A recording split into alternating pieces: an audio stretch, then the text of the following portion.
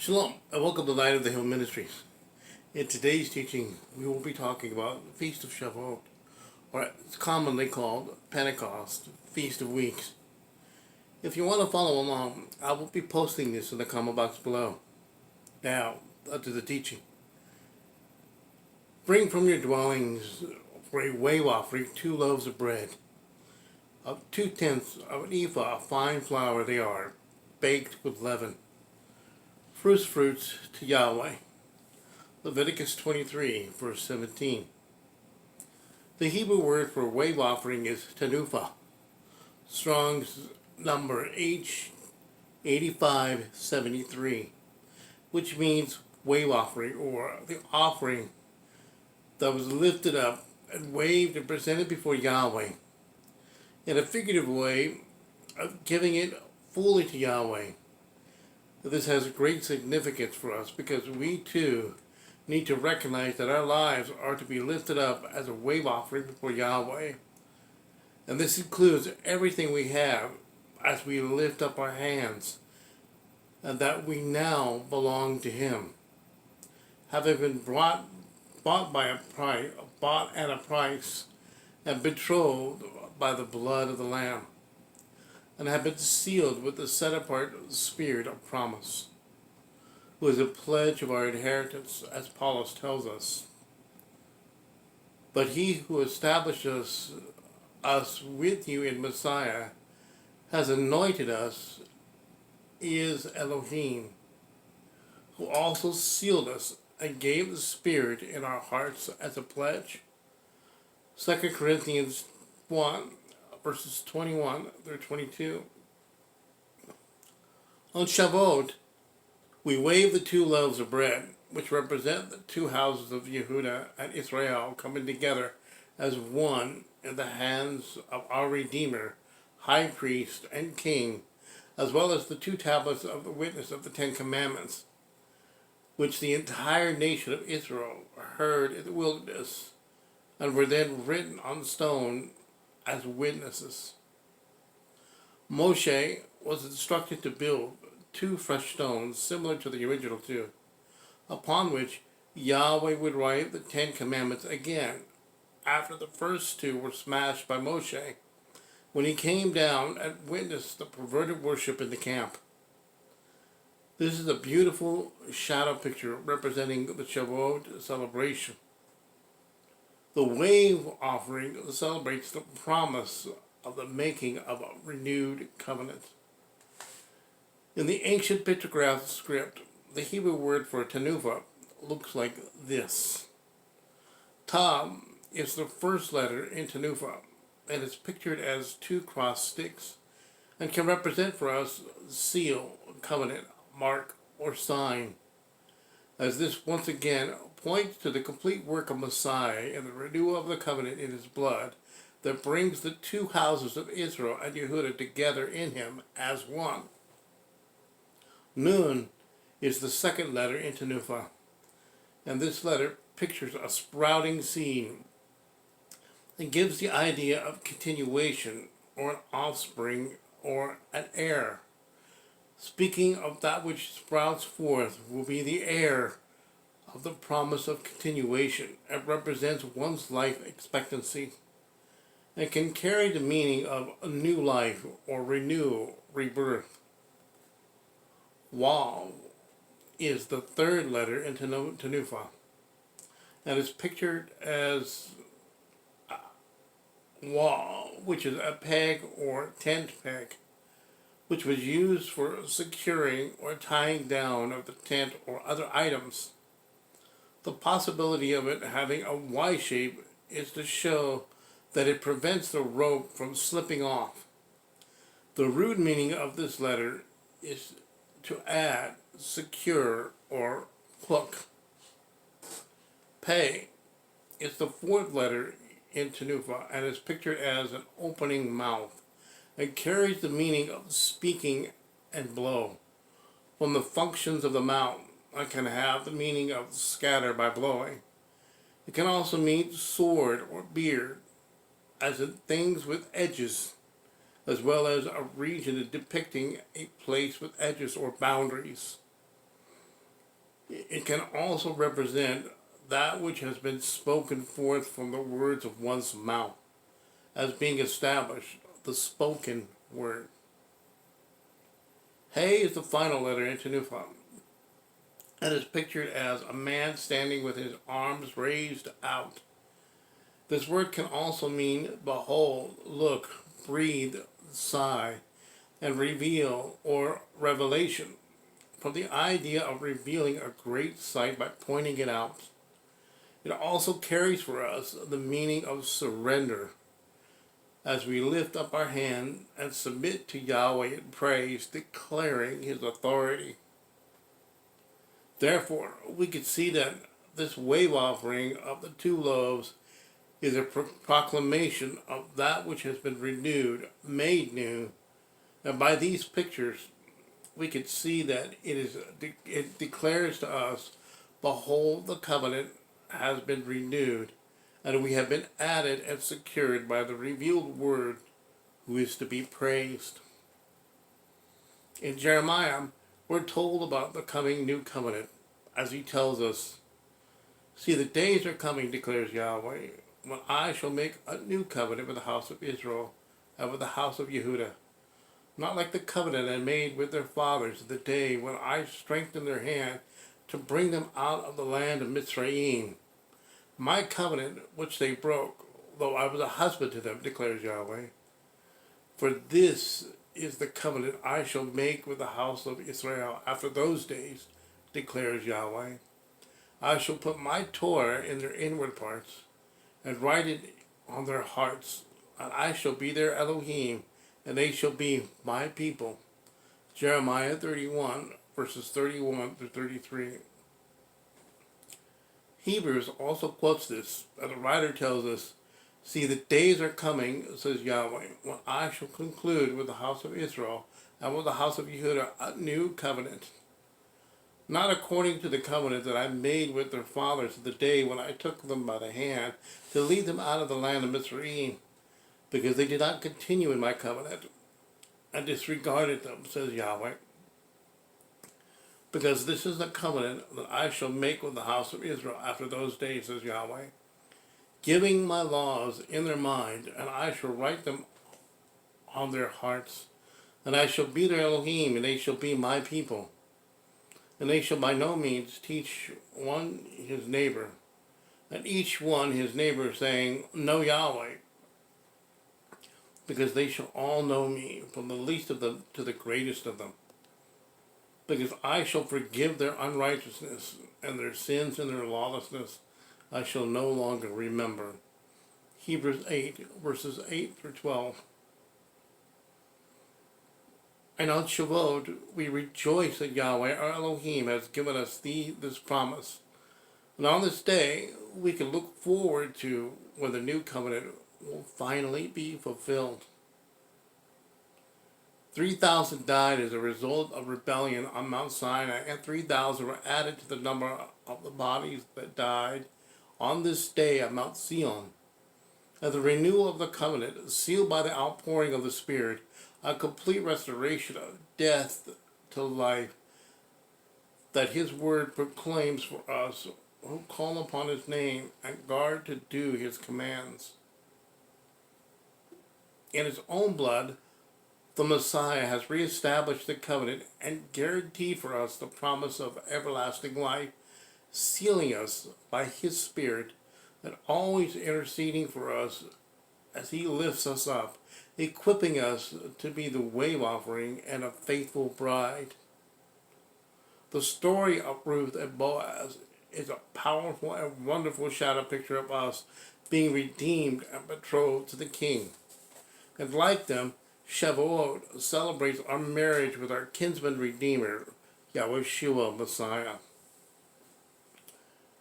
We come to the feet of the Messiah, the actual bread of life, and receive his protection at the feast of Shavuot, much as Ruth threw herself at Boaz's feet to pray for his protection. Boaz gave her and Naomi enough food to get them through until he returned after making plans to redeem them both. This is highly symbolic for us because we are given his Spirit and Word through Yahushua Messiah, our Redeemer, to see us through while he is gone, making final arrangement for our complete redemption. We are Elohim's dwelling place, safeguarded by his outstretched arm and hand, and we are no longer slaves to sin, but sons of the Most High Elohim. And because you are sons, Elohim has sent forth the Spirit of his Son into your hearts, crying, Abba, Father. So you are no longer a slave, but a son, and if a son, also an heir of Elohim through Messiah. Galatians 4, verses 6 through 7. Shavu'ot commemorates the gift of the set-apart Spirit, which we could receive through faith in the Messiah's blood and becoming one with him. As a called out and chosen bride, our role is to walk steadfastly in becoming a daily living offering and yielding everything to him who has redeemed us. May we be reminded of the sure and promised hope of his coming return as we share this bread feast of weeks together, and may we hold tight to what we have been brought near to. May we be faithful as a bride who ready herself, and for all of us who have said, I do, let us remember our marriage vows and live accordingly as we walk by his Torah marriage covenant, now written on the fleshly tablets of our heart, sealed by his very breath, his set-apart Spirit. Shavu'ot, we're told to remember in Deuteronomy 16, verse 12. And you shall remember that you were a slave in Mizraim, and you shall guard and do these laws. Deuteronomy 16, verse 12. The Hebrew word for remember is zakar, Strong's H 2142, which means to remember, to be mindful, to bring to remembrance, from which we get the word zikron. Strong's H 2146, meaning memorial, commemoration, or remembrance. We must remember that in Mitzrayim we were slaves. To put it in another way, we recall that we were not always a people, but that we are now a people of Elohim. Even Kipha, Petros reminds us of this when he tells us we were once not a people, but now we are a people of Elohim, who had not obtained compassion, but now obtain compassion.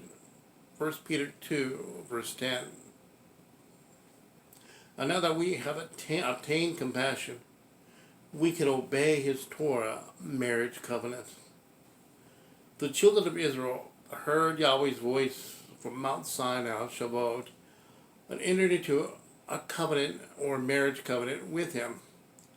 And after hearing the Ten Commandments, they told Moshe that they would die if they continued to hear Yahweh's voice.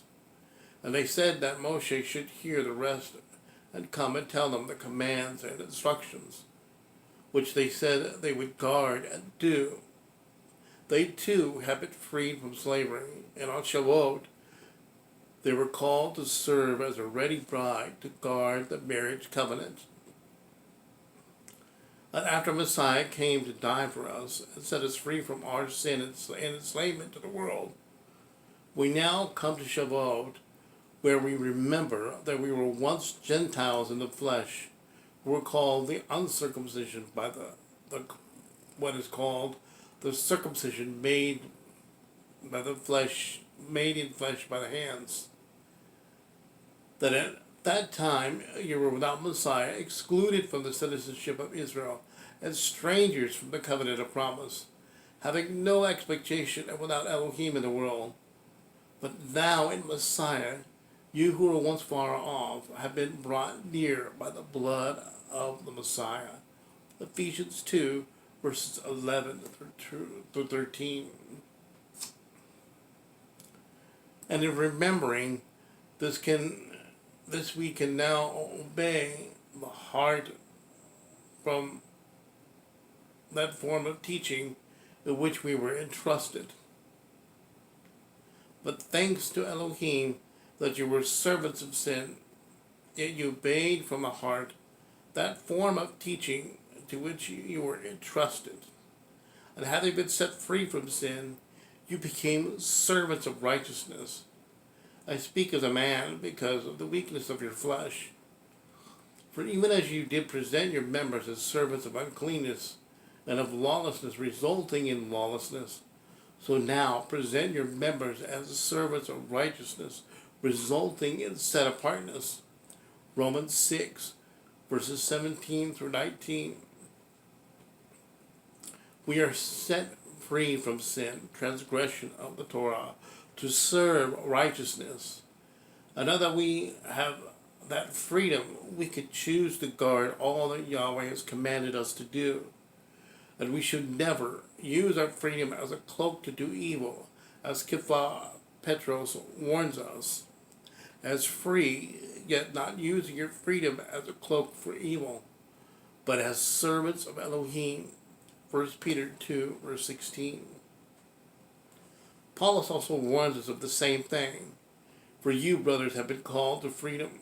Only do not use your freedom as an occasion for the flesh, but through love serve one another. Galatians 5, verse 13. We are to be servants of Yahweh doing Shavu'ot. And when we do this feast, what we're saying is that Yahweh has freed us from sin, transgression of the Torah. We can now celebrate the fact that Yahweh's Spirit lives in us, that we have been adopted into His family. And if we have the Spirit living in us, we now have freedom, as Paulus teaches us. Now Yahweh is the Spirit, and where the Spirit of Yahweh is, there is freedom. 2 Corinthians 3, verse 17. We are free to obey, for His Spirit is given to us as a pledge and assurance that we are His. For you did not receive the spirit of bondage again to fear, but you received the Spirit of adoption, whom we cry out, Abba, Father. The Spirit Himself bears witness with our spirit that we are children of Elohim, and if children, also heirs, truly heirs of Elohim, and co-heirs with Messiah, if indeed we suffered with Him, in order that we also be exalted together. Romans 8, verses 5 through 17. We who have come to the Master have the veil of deception lifted from our eyes, can now look intently into His Torah, the Torah of freedom, and not only be hearers, but also doers of His Torah of freedom.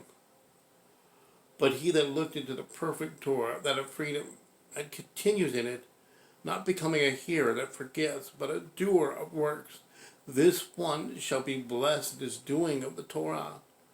James 1, verse 25. Remembering that we were slaves of Mitzrayim, and having been delivered from the bondage of sin and lawlessness, we are reminded to not go back to that which we have been delivered from. In the freedom of which Messiah has freed us, stand firm then, and do not again be held with a yoke of slavery. Galatians 5, verse 1.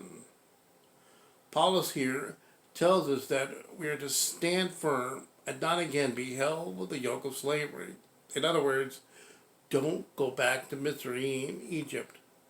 This is the same warning that we're told in Isaiah chapter 31.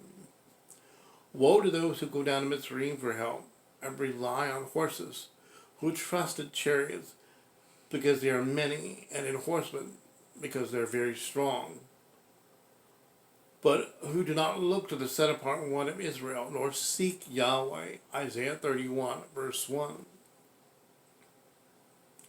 While the world may be strong on the outside, they do not seek Yahweh. We, however, seek Yahweh, who is stronger than the world. We don't go back we don't back down from the truth. As we keep our eyes fixed on Yahushua, keeping his word and joyfully guarding his Torah. Shavu'ot is his appointed time, a feast that has been fulfilled by Yahushua Messiah's work. And it teaches us how to walk and live before Yahweh today. Shavuot is also known as the First Trumpet. Since the proclaiming of the betrothal sound is sounded on this day, it is associated with Yahweh's bridal union with his people. On Yom Kippur, when our husband, master, redeemer, and king emerges from the most set-apart place to trample the winepress and slaughter his adversary before gathering his bride to himself, the final trumpet will sound. We hear the awakening blast on Yom Teruah and have the remembrance of Teruah, that is, a remembrance of the trumpet sound, that we are the bride, and we must be ready, dressed, and with oil-filled lamps. Oil-filled lamps. On Shavuot, we remember how the marriage covenant was renewed, and how we are now called to stay in the Word and to guard, to observe his commandments. For this is how we live set-apart lives for the Master. Shavuot is a day to rejoice and to celebrate by performing this feast with great joy and a voluntary offering of our hand, remembering that you are no longer a slave to sin, but have been set free to serve the living Elohim. As we do the wave offering of the 2 loaves, let us rejoice and celebrate this feast day in complete unity in the Master. Let us blow the shofar and let us celebrate our marriage with our Messiah. Hallelujah. If you like this teaching, please comment, like, share, and subscribe. And click on the notification button to be notified of the next teaching. Yahweh bless, and shalom to your homes.